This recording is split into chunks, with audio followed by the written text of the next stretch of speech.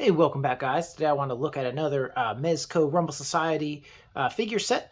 A little departure from some of my norm stuff. I'm kind of waiting for some Mythic Legions other waves to come in this summer. Really excited for the Cosmic Legions waves.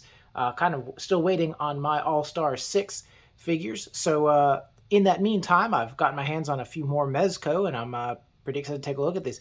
This is an exclusive 2-pack that you can only get from Mezco. This has two of the... I've heard a lot of people call it Krig figures. To me, it looks like Krig, but if I had to name them, I would call them Krigs. I think that just sounds way more cool. So we have the Pale Driver, that's the white version, and the Blood Force, the red version. So this pack combined both of those figures in one. And on the front here, we have some art of both of them. And on the back, we have kind of a up-close picture of one of the helmets of these Krig figures here, which is pretty cool. So let's pop this open and see what comes inside. So here we have the first tray with the plastic cover taken off and all the plastic protective stuff taken off of there. We can see the figures. We can see sets of hands for both of them, some of the weapons here, and then some of the accessories, like I think some grenades and magazines for the pistols. We also have included one of these kind of little packages of things. Inside of there is one of their normal, guidelines to protect your figures. We also have the sheet on battery information, how to install them, what kind of batteries they are, how to turn the lights on. We have a couple nice sticker sheets here. I think these are to decorate the cloaks, but it could be for other things. Certainly it could be used on some dio purposes. And another sheet of stickers here, a little harder to see. These are kind of white on white, but that are numbered stickers as well. Let's take a little closer look at the figures here. Here we have the Blood Force one, the red version. This one does not have much in the way of paint apps. There are kind of two different tones. There kind of are two different tones of red, if you can see, kind of a slightly darker, slightly more matte red kind of in there, and then alongside the other red, we can see it here, slightly darker, slightly more matte red, kind of in the boot there, and you do see that other places in the armor a little bit, but not really much in the way of weathering or paint apps. And his helmet here just comes apart like this, kind of wiggle the front part off and kind of goes over his head like a clamshell kind of thing. A little protective wrapper, and there we have Krig in all of his beauty. And that is the one eye that will light up when we activate the lights there. And that helmet simply goes back just by putting the kind of back part on, front part on, and there we go. And a look at the Pale Driver. Basically the exact same figure. This one has a little bit more paint apps. He's kind of got some of this black mixed in with the boots. Got some of that mixed into the armor, but there's also, if you can kind of tell here, a little bit of a wash going on. So a little bit of a black wash going on.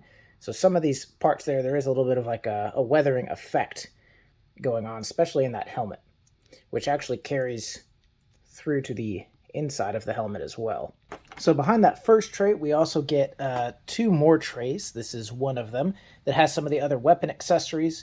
We can see one of the rifles there, kind of like that scythe weapon. Effect pieces for those, the batteries. In the center, we have the white and black cloak, and then the same pieces again on the other side. And then the third and final tray, we have the two Mezco bags for the accessories. We have two of these hooks for the stands, and then we have two stands there, one in the white color motif and one in the red color motif. All right, and for some of the accessories in the first tray here, we have the taser. We have one kind of done in the color for the Pale Driver and one for the Blood Force. And a look at the two pistols. The slide does come back, as we can kind of see on the red one here, and the magazines do come out, as I have it kind of partially pulled out of that red one.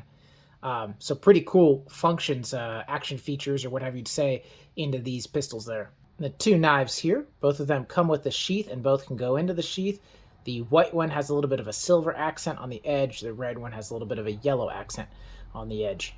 And both of them come with a little tray of 4 extra pistol magazines, which is cool in case you lose a couple. But one can go in the pistol itself, and 2 can go on the figure's belt, and we'll see that in a little bit. And then both of them come with this exact tray of, looks like 5 grenades and maybe 2 different, little like PDAs or little tablets, communicators, something like that. And I believe a couple of these can fit on his belt too, so we'll see that when it comes up. Both figures will come with the standard set of closed fisted hands on the figure.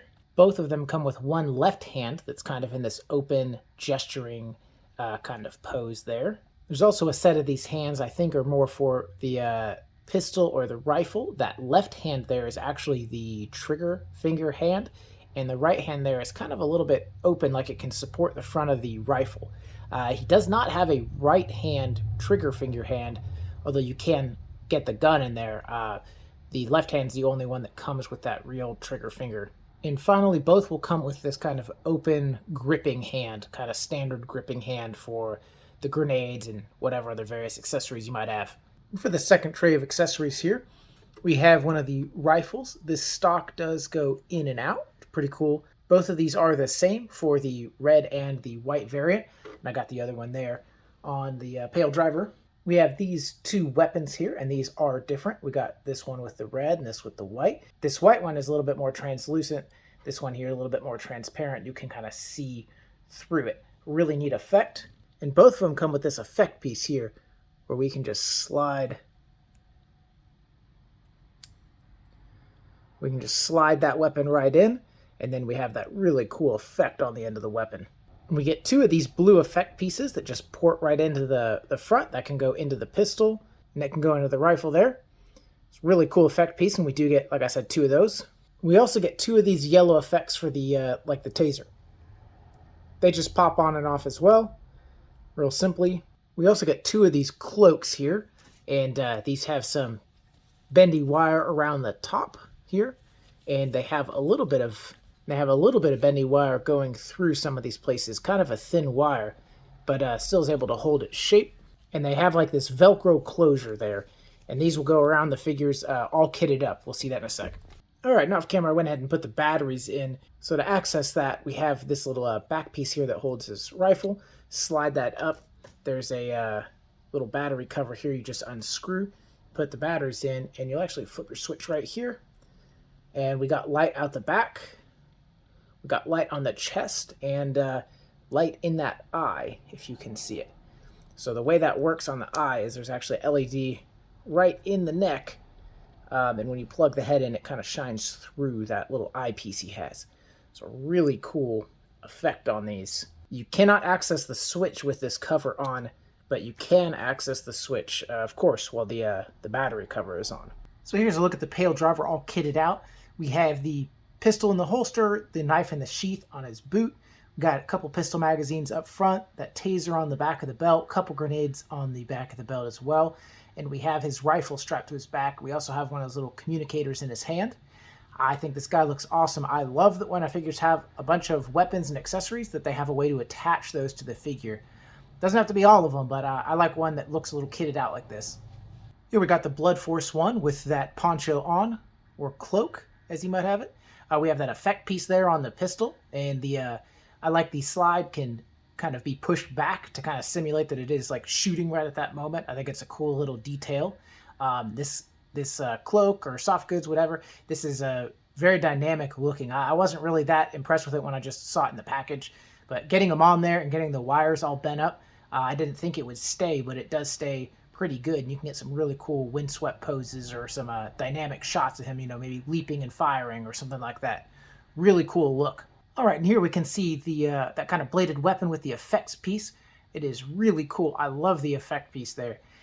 The handle of that weapon, though, does not fit into either one of their gripping hands, the right or the left for the Blood Force or for the Pale Driver. So the only hand that was remotely tight enough to hold on to that weapon was the left-handed trigger finger hand.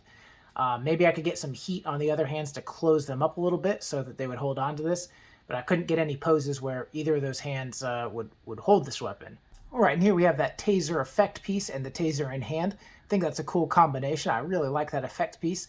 Although with all these other cool weapons and accessories, I have a hard time imagining I'll be using that taser on display. Just too many other good options, but maybe for some photography or something like that. It really is a cool piece and a cool accessory. So on to my final thoughts here. Let me get the cons out of the way first. It's the part I hate doing the most. I hate to sound like I'm dumping on anything, right? These figures suffer from the same ankle articulation problem as I've had in all the Mezcos I've owned to date, which I'm about a half dozen in right now, so maybe not a ton, but enough, I think, to start making a fair assessment here that their ankle designs really are not that great. There's very limited functionality in the ankles to get them into kind of dynamic poses. There's not a lot of articulation really in any one of the axes. So to me, it can make some of the standing dynamic poses a little bit challenging because you end up having the foot not really flat on the ground, and it can lead to some balance issues and hard to keep them standing upright. These guys specifically have an articulation problem that I do not like in some of my characters who have like two-handed weapons. Between the armor and their articulation, they can't get a good two-handed hold on a rifle, like holding it across the chest where they can like shoulder the rifle. For them to have a two-handed pose, it kind of has to be out from the body, and it doesn't look very realistic. I think I have a shot in here with the Pale Driver in such a pose, and it's just not my favorite look. So for me, I won't be having him displayed with a two-handed rifle in like a shooting position, because it just doesn't look very realistic. It looks very cheap to me. So that is unfortunate. And the last con I'll mention is kind of, to me, the lack of paint and weathering to the red figure, the Blood Force figure. As I tried to show, there is a little bit of like a matte red paint in some of the details on him, but the paint color and the finish is so close to the color and finish of the standard plastic, it's very hard to tell there's any kind of paint apps, and there is no weathering like there is in the Pale Driver. So really the only paint apps that stand out is the black on the lenses of the helmet of the Blood Force figure. And to me, for what these figures go for, it's really not sufficient.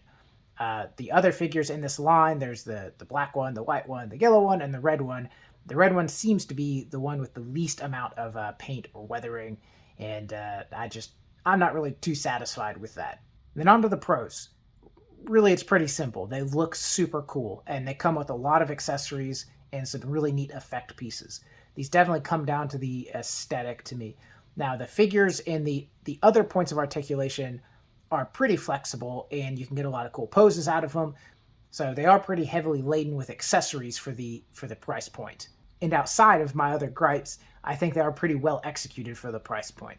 So yeah, I've been enjoying this little detour into Mezco figures while I wait on some more Mythic and Cosmic figures to come back out, and Zesseray and Brutal Realm, which I'm anxiously awaiting on more stuff from them. But yeah, I hope you enjoyed it. Thanks for watching, and have a great night.